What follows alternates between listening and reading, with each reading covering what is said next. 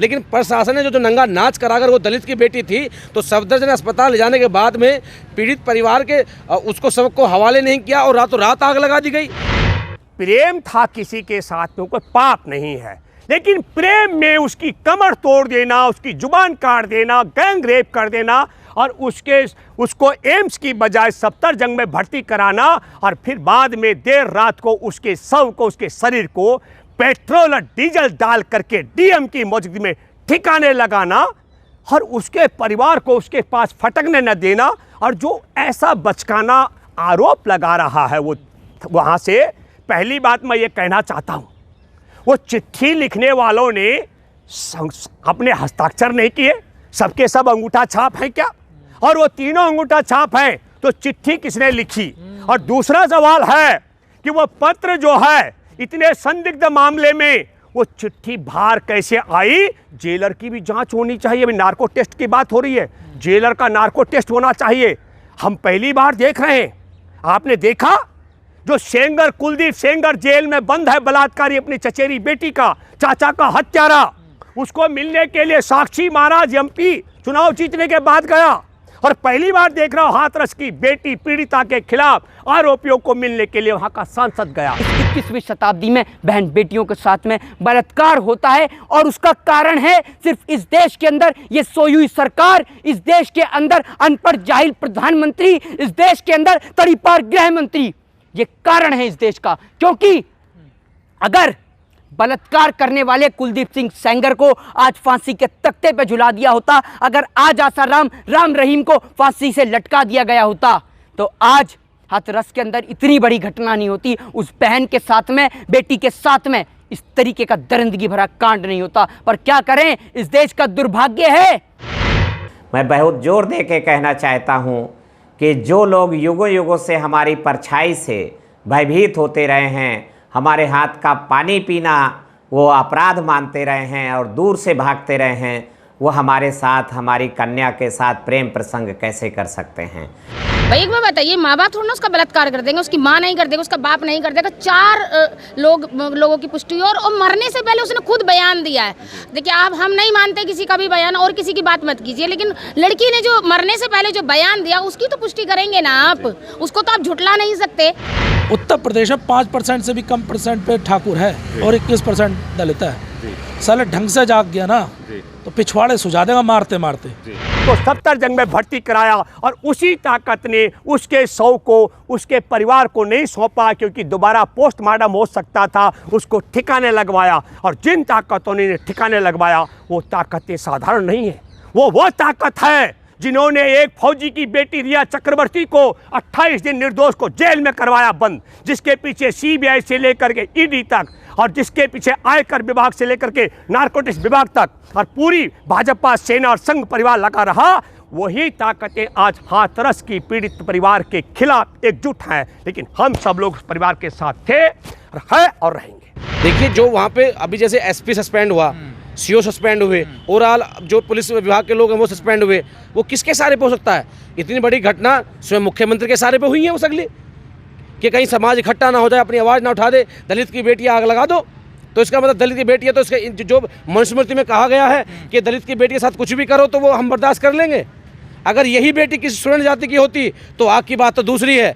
सफदरजंग अस्पताल में 5 करोड़ रुपए की मदद दी जाती, आर्थिक मदद दी जाती, सरकारी नौकरियां दी जाती, सरकारी मकान दिए जाते, आम लाइसेंस दिए जाते और सुप्रीम कोर्ट भी ठोस डिसीजन लेकर के अब तक आजीवन के लिए सुरक्षा जो है उनको दी जाती। लेकिन ये दलित की बेटी है तो उसके साथ खिलवाड़ किया जा रहा है। देखिए, जो ये लोग कह रहे हैं कि लगभग 100 करोड़ से ज़्यादा की फंडिंग हुई है और जातीय दंगा कराने की कोशिश की जा रही है, ये वही लोग कह रहे हैं जो आज वहाँ पंचायत करा रहे हैं, जो धारा 144 लगने के बाद भी एक विशेष जाति की पंचायत करा रहे हैं और उसको पंचायत सिर्फ इस वजह से करा रहे हैं कि पीड़ित पक्ष को डरा धमका दिया जाए। रही बात इस बात में फंडिंग की और जातीय दंगों की, मैं आपके माध्यम से एक बात कहना चाहता हूँ कि दलित समाज के ऊपर अगर अत्याचार होगा तो ये समाज चुप नहीं बैठेगा।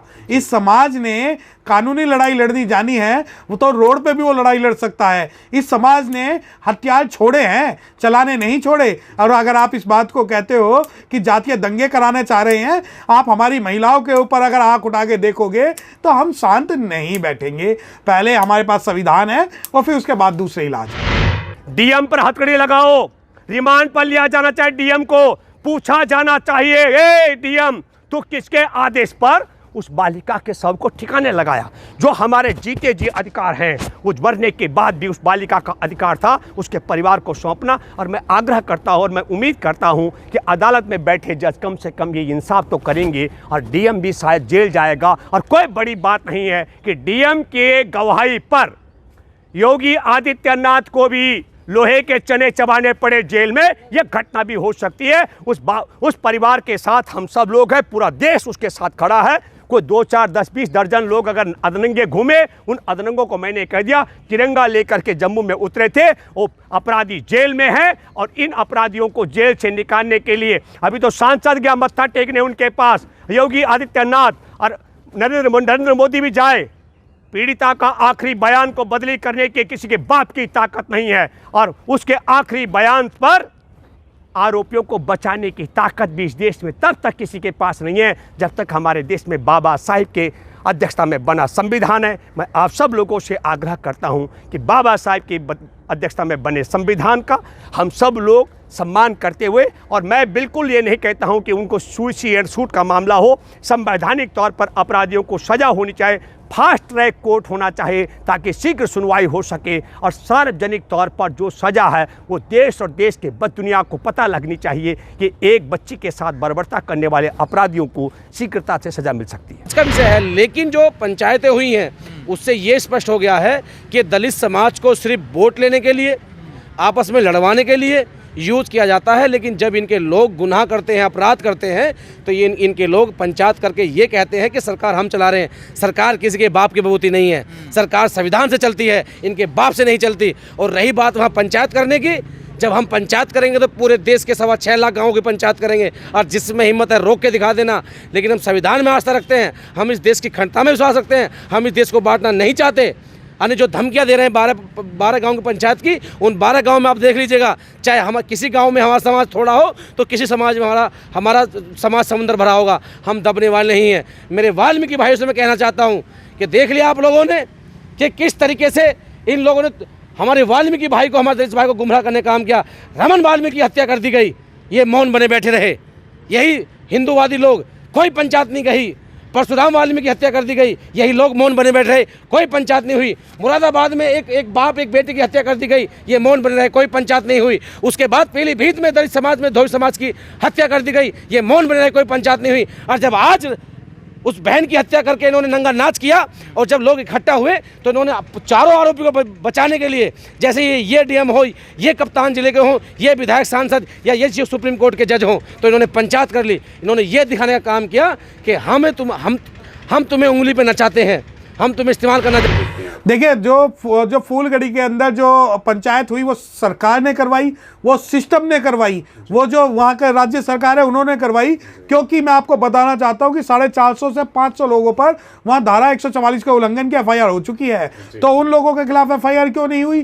क्योंकि ये जो है स्टेट स्पॉन्सर्ड टेररिज्म है, जो सरकार इसमें टेररिज्म फैलाना चाहती है। अब दूसरी बात, एक बात कि जो जिस बयानबाजी की आप बात कर रहे हो, ये चीप पब्लिसिटी पाने का, और मुझे बयान बताइए कि किस व्यक्ति का क्या बयान है। सब लोग जो है अपनी राजनीति चमकाने के लिए वहां पर ये उल्टी सीधी अनर्गल बातें कर रहे हैं। अगर हम लोग आंदोलन करें तो जातीय दंगा, वो जो 12 गांव की पंचायत जो आज भी व्हाट्सएप फेसबुक पर सोशल मीडिया पर जो वीडियो आ रही हैं कि कोई आकर दिखाए, कोई यहाँ घुस के दिखाए, हम कोई पाकिस्तान में घुस रहे हैं, हम कोई अफगानिस्तान में घुस रहे हैं, हम चीन में घुस रहे हैं, हम अपनी बहन बेटी से मिलने के लिए जा रहे हैं जिसके साथ घटना घटी है, और ये लोग धमकाने काम कर रहे हैं। असली दंगा तो उनके लोग करा रहे हैं जो सत्ता में बैठ करके सत्ता के साथ खिलवाड़ कर रहे हैं। उन्हें सत्ता का संशय प्राप्त है। इतिहास के पन्नों में पहली बार ऐसा हुआ होगा कि किसी पीड़ित के लिए स्वर्ण जाति के लोग धरने प्रदर्शन कर रहे हैं और मांग कर रहे हैं। और मैं कहना चाहूँगा उन मीडिया के लोगों से भी कि आप भी रात दिन कवरेज करते हैं, मेरी बहन बेटियाँ माइक मीडिया लेकर के जाती हैं, कोई दुर्भाग्य ऐसा ना हो, कोई घटना ऐसी घट जाए तो जब क्या करेंगे आप लोग? कम से कम इतनी शर्म, इतनी गैरत तो अपने पास रखो जिससे कि उस बहन को इंसाफ मिल सके। देखिए, वो जो गुफा की पैदाइशें हैं जो गुफा में पैदा होते हैं और ये गुफाओं में पैदा होके हमें संस्कार सिखाने की बात कर रहे हैं। इन्हें नहीं पता कि संस्कार क्या होते हैं। जो संस्कार हैं, हम बाबा साहब डॉक्टर भीमराव अंबेडकर जी को मानने वाले लोग हैं। हमने जो शील आचरण सीखा है वो भगवान बुद्ध से हमने शील आचरण सीखा है। उसके बाद में हम जो है बाबा साहब डॉक्टर भीमराव अंबेडकर, कबीरदास, गुरु रविदास जी, संत शिरोमणि रविदास जी के हम मानने वाले फॉलोवर वो लोग हैं जिन्हें संस्कार इन गुफाओं की पैदाइशों से सीखने की कोई ज़रूरत नहीं है। वो दिखाना नहीं चाहती। आपको नहीं लग रहा सर अब सीबीआई जांच होने की बात कही जा रही है, एसआईटी अपना काम कर रही है, उसका टाइमिंग भी बढ़ा दिया गया है, तो अब जांच होने का इंतजार तो कर लीजिए ना सर। देखिए, मैंने बार बार कहा कि एक पर्स नरेंद्र मोदी जी की भतीजी का खूता है तो 24 घंटे में रिजल्ट आता है। जब जांच निष्पक्ष हो गई है, आपके पास कॉल डिटेल आ गई, वो लोग वीडियो वायरल कर रहे हैं भड़काऊ वाली, तो और कौन सी जांच का इंतजार कर रहे हैं आप इसका मतलब जैसे आपने कुलदीप सागर ने किया उन्नाव वाले कांड में, वो जांच होगी क्या कि रोड पे उस परिवार को मार दिया जाएगा या गाड़ी पलट जाएगी? तो मुझे तो कहीं ना कहीं ऐसी लगता है कि वो लड़के जो हैं वो बीजेपी के नेता के लड़के हैं, उन्हें सत्ता का संरक्षण प्राप्त है। तो इस परिवार को कहीं ना कहीं उसी तरीके से जैसे कुलदीप सागर वाले मामले में वो परिवार लड़ते लड़ते मर गया, रोड पर उनके एक्सीडेंट हो गए, कहीं ये घटना ऐसी ना हो जाए। अगर ऐसा होता है तो इतिहास के लिए वो काला दिन होगा और हमें नहीं पता हम अपने मान सम्मान के लिए क्या कर गुजर जाएंगे। अगर आपने अभी तक हमारा चैनल सब्सक्राइब नहीं किया है तो सब्सक्राइब करें और घंटी का बटन बिल्कुल भी दबाना ना भूलें ताकि सभी लेटेस्ट खबरें पहुंच सकें आप पे सबसे पहले।